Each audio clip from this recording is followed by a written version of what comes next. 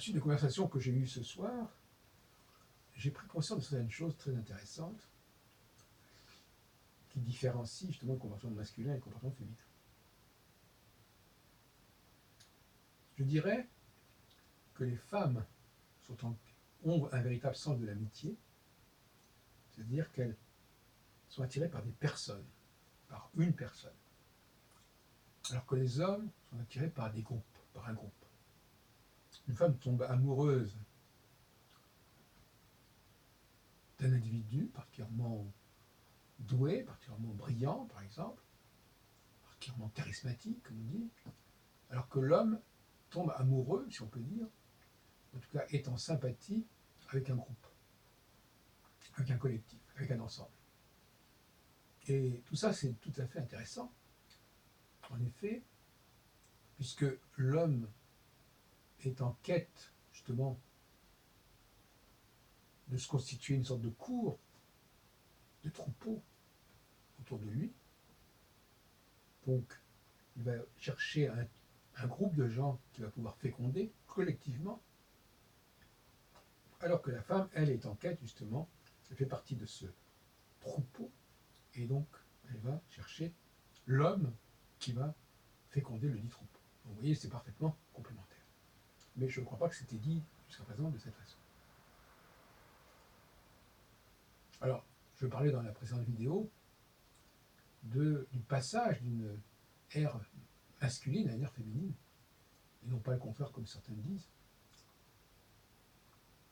Effectivement, les valeurs féminines sont des valeurs qui vont justement être dans une amitié exclusive avec un homme, mais exclusive par rapport à cet homme, ça ne veut pas dire qu'elles sont les seules. Elles vont élire un homme, quitte à ce qu'il y ait un très grand nombre de femmes qui gravitent autour de cet homme. Mais il faut que cet homme soit unique. Il faut quand même que dans les 10 commandements, il est dit au peuple, donc au troupeau, vous n'aurez qu'un seul Dieu. Ils n'ont pas dit que chaque individu doit avoir un Dieu à lui. Ils ont dit que le peuple, le groupe, doit avoir un seul Dieu. Ce n'est pas du tout la même chose. Donc c'est bien un Dieu pour un ensemble de personnes. Mais ça peut être aussi bien un Dieu qu'un homme. J'ai déjà dit dans d'autres vidéos que cette séparation entre Dieu et l'homme est inacceptable. L'homme a été créé à l'image de Dieu, et donc par conséquent on ne peut pas les séparer et les distinguer. D'où une certaine légitimité à présenter ce Jésus qui se veut à la fois Dieu et homme, et qui revendique justement une vérité qui aurait été oubliée ou refoulée par le judaïsme antique, mais qui est une vérité véritablement judaïque, mais refoulée. Et que les Juifs eux-mêmes refusent, quelque part, au nom d'une idéologie qui se veut spécifiquement juive, mais en réalité, de ce point de vue-là, il est important que l'on redonne à César ce qui est à César, c'est-à-dire qu'on rende aux hommes ce qui leur revient, et qu'on ne mette pas sur le compte de Dieu, puisque de toute façon c'est indissociable. Et là encore, ce sont les femmes qui tendent à distinguer Dieu et l'homme de façon à minimiser le rôle de l'homme, en le réduisant à quelque chose qui n'a rien de divin.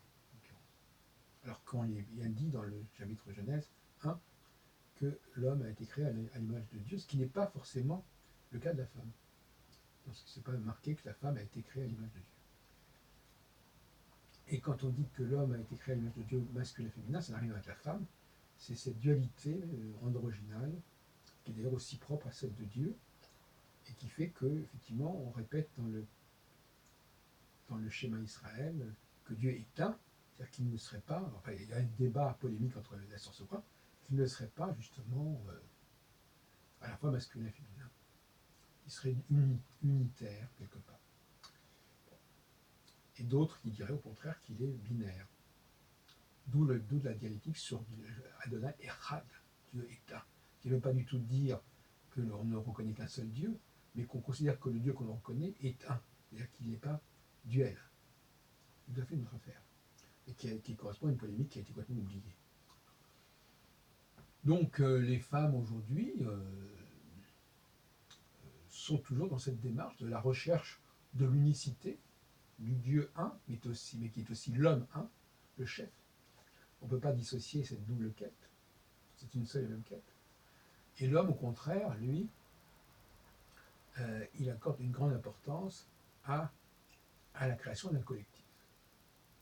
Parce que le collectif est le seul moyen de rayonner largement, d'essaimer largement.